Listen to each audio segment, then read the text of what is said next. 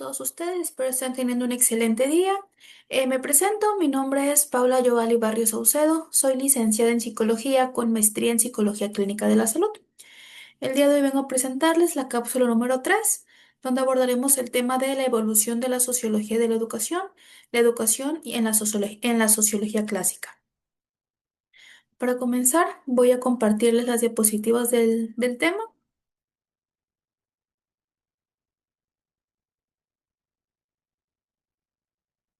¿Ok?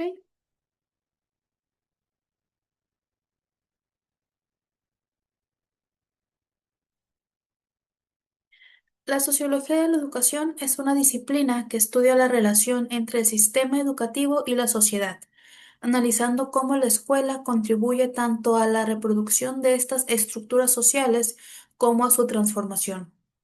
Esta área no surgió de manera inmediata, sino que fue conformada a lo largo de los siglos, del siglo XIX y siglo XX, a medida que se consolidaba la sociología como esta ciencia y que la educación se convertía en un fenómeno central de la vida moderna, especialmente con la expansión de la escolarización obligatoria. La evolución de la sociología desde la educación puede entenderse como un recorrido desde enfoques funcionalistas que exaltaban la importancia de la escuela para la cohesión social, hasta perspectivas críticas y contemporáneas que señalan cómo el sistema educativo también puede generar desigualdades y responder a intereses económicos, políticos y culturales específicos. ¿Cuál es la etapa de la evolución de la sociología de la educación? Sus orígenes en la sociología clásica desde el siglo XIX hasta principios del siglo XX. La industrialización, urbanización y el surgimiento del Estado moderno, la educación se volvió necesaria para poder preparar mano de obra que sea calificada, así como formar ciudadanos y unificar naciones. Tenemos los principales autores, que es Emily Durkheim, que es considerado el padre de la sociología de la educación. Para él, la educación es un proceso de socialización que transmite normas, valores y cultura, garantizando esta cohesión social. Para Karl Marx, aunque no escribió directamente sobre la educación, su teoría inspiró el análisis de cómo las escuelas reproducen estas desigualdades sociales que comentábamos en la cápsula 1 y 2. Max Weber aportó la idea de la burocracia de las instituciones y el papel de la educación en la certificación y el acceso a estas posiciones de poder. Las características central es que la educación era vista como este medio para la integración social o como este mecanismo de reproducción de poder. La consolidación de la disciplina a mediados del siglo XX, después de la Segunda Guerra Mundial, los estados impulsaron esta expansión masiva de los sistemas educativos, donde se buscaba este desarrollo económico, cohesión social y esta estabilidad política. ¿Cuáles son estos enfoques que predominan? Pues está el funcionalismo estructural y la teoría del capital humano. La primera, el funcionalismo estructural. En esta dice que la escuela asigna roles, legitimita méritos y prepara a los individuos para su función en la sociedad. Mientras que la teoría del capital humano, la educación se concibe como esta inversión para poder mejorar la productividad laboral y el desarrollo económico. ¿Cuáles han sido estos aportes importantes de estos enfoques? Pues la escuela como este ascensor social y la educación como un instrumento de modernización y de progreso. ¿Cuáles han sido las críticas posteriores de estos enfoques? Pues estos enfoques eran optimistas y no consideraban suficiente las desigualdades estructurales. La perspectiva crítica y las teorías de reproducción en los años 1960 a 1980, movimientos sociales como los derechos civiles, el feminismo, el anticolonialismo y el descontento estudiantil, se cuestiona que la escuela sea un medio neutro. ¿Cuáles son estos autores y teorías clave? Pues está primero el autor Lewy, donde la escuela como este aparato ideológico del Estado que legitimita como la dominación capitalista. Después tenemos a Pierre con la teoría de la reproducción cultural, donde la escuela privilegia a quienes poseen este capital cultural heredado, reproduciendo así estas desigualdades entre clases. Después tenemos a Bowles con la teoría de la correspondencia. La organización escolar refleja la estructura del trabajo capitalista, preparando así pues, a los alumnos para la obediencia. Y después tenemos a Paulo Freire, que propone una educación crítica y liberadora basada en la concientización. ¿Cuál es el aporte central? Pues la educación no solo es esta integración, sino también se considera como este espacio de lucha y de reproducción de las desigualdades. ¿Cuál es el viraje? Dice viraje hacia lo micro y las nuevas perspectivas. En los años 1980 a 1990.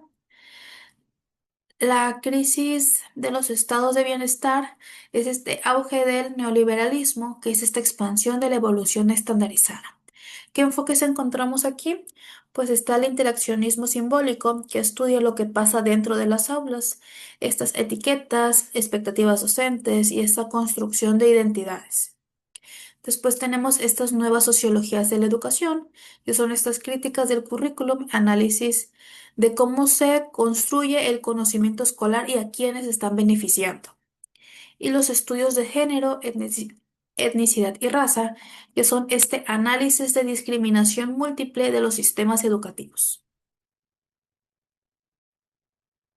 La sociología de la educación contemporánea en el siglo XXI, con la globalización, la sociedad del conocimiento, esta revolución digital y esta multiculturalidad creciendo. ¿Cuáles son los temas actuales de estudio? Pues tenemos la globalización, esta homogeneización curricular y esta presión por la estandarización, este debate entre la uniformidad global y el respeto a las identidades locales. Tenemos estas tecnologías digitales, como es el impacto de las TICs en las formas de aprender, esta brecha digital y esta educación virtual que vemos cada vez más en auge, tanto la educación virtual como la educación híbrida. La multiculturalidad y la inclusión, esta integración de minorías, migrantes, educación intercultural y retos de la diversidad.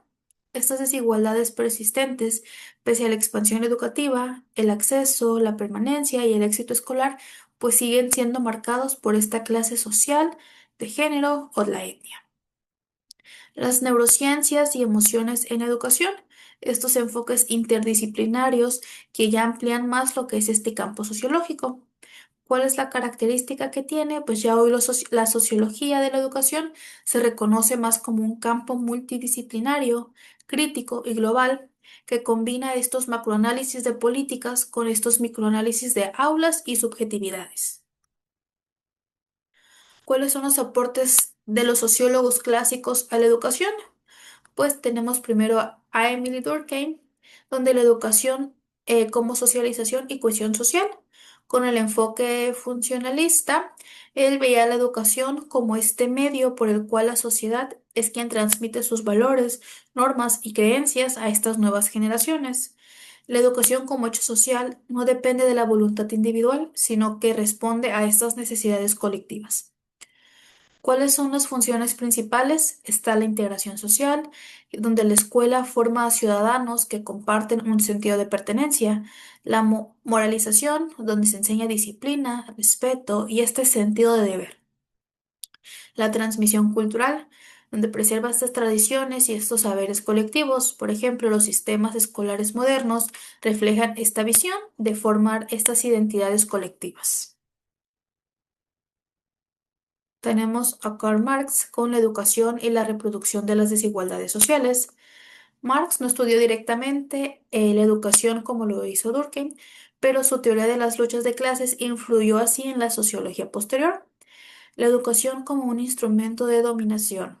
La escuela legi- legitima la ideología de las clases dominantes y prepara a los individuos para ocupar posiciones dentro de las estructuras económicas capitalistas. ¿Cuál es la relación con el trabajo? Pues la escuela adiestra a los estudiantes para la obediencia y la disciplina que el sistema productivo requiere. Esta visión emancipadora, donde al mismo tiempo Marx reconocía que la educación podía ser una herramienta para la transformación social si se orientaba hacia la conciencia crítica. Por ejemplo, el sistema capitalista Los hijos de familias que tienen un mayor capital económico y cultural, pues son quienes pueden acceder a mejores oportunidades educativas, lo que perpetúa así esta diferencia de clases y esta desigualdad educativa. Max Weber, con la educación, burocracia y certificación, esta racionalización y burocracia, Weber analizó cómo la modernidad impulsó la creación de estos sistemas educativos organizados jerárquicamente y regulados por el Estado. La educación como un medio de ascenso social, a través de estos títulos y certificados, pues los individuos tienen pues pueden acceder a estas posiciones de poder y prestigio. Las críticas de la meritocracia, aunque la apariencia de los títulos representan méritos individuales, la realidad es que también pues reflejan este privilegio de origen.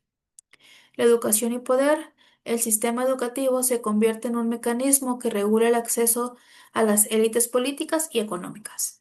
Por ejemplo, universidades de élite que otorgan credenciales muy valoradas en el mercado laboral, garantizando así posiciones de ventaja a quienes accedan a ellas. Convergencias y diferencias entre estos enfoques, pues tenemos primero que estos reconocen que la educación no es neutral, sino que la educación cumple con estas funciones sociales y políticas que mencionamos al principio, y que coinciden en que están vinculadas a la estructura social. ¿Qué diferencias encontramos? Pues primero Durkheim enfatiza la cohesión social, Marx denuncia esta reproducción de desigualdades, mientras que Weber resalta la burocratización y el papel de los títulos como este mecanismo de selección a la hora de a la hora de abordar acerca del campo laboral. La sociología clásica se encargó de sentar estas bases para poder entender a la educación como este fenómeno social que trasciende la enseñanza de estos contenidos académicos. Durkheim mostró cómo la escuela contribuye a la cohesión y estabilidad social. Marx reveló su papel en la reproducción de desigualdades de clase y Weber explicó su función dentro de los procesos de racionalización y certificación de los propios de la modernidad. Estos enfoques, aunque son diferentes, también se complementan al momento de mostrar que la educación es al mismo tiempo un espacio de integración, de control y de acceso al poder.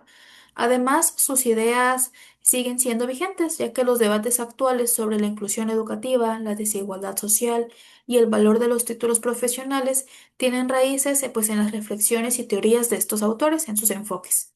Entonces, la sociología clásica nos legó un marco de análisis indispensable para comprender que la educación no puede estudiarse de manera aislada, sino debe de estudiarse como parte de este entramado social más amplio en el que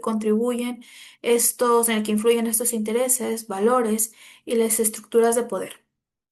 Entonces, en conclusión, la evolución de la sociología de la educación refleja este propio dinamismo de la sociedad surgida con los clásicos como este esfuerzo por entender cómo la escuela contribuye al orden social. Pasó por etapas de consolidación, eh, donde se veía como motor de progreso para luego ser objetos de críticas que revelaron su papel a la reproducción de desigualdades. En la actualidad, la disciplina se orienta a un análisis más complejo y global que reconoce la influencia de la economía, la política, la cultura, la tecnología y la diversidad de estos sistemas educativos. Hoy, la sociología de la educación no se limita nada más a señalar las limitaciones de este sistema escolar, sino que también aporta estas herramientas para repensar estas políticas públicas, generar estos currículos inclusivos y proponer estas prácticas pedagógicas que respondan a la diversidad social, así como a los desafíos contemporáneos. Su evolución, por lo tanto, no solamente muestra un cambio en estos enfoques académicos, sino también nos muestra la posibilidad de contribuir hacia una educación que sea más crítica, equitativa y transformadora. Esta educación que sea capaz de contribuir a sociedades que sean más democráticas y justas. Entonces, esto ha sido todo por mi parte. Esta fue la cápsula número 3. Les recuerdo, soy la psicóloga Paula Barrios. Muchas gracias por su atención.